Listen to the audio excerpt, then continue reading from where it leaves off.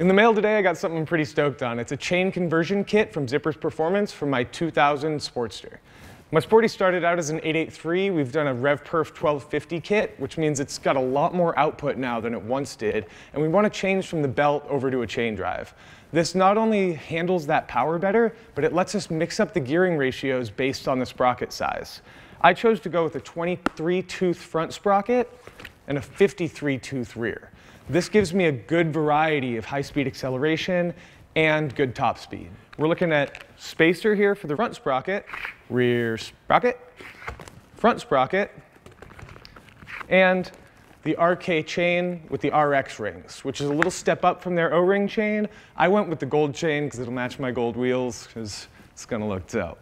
This whole kit will cost you $350 and sort of the go-to. I've heard a lot of high recommendations and commendations for Zippers Performance, so I'm excited to be trying out some of their products.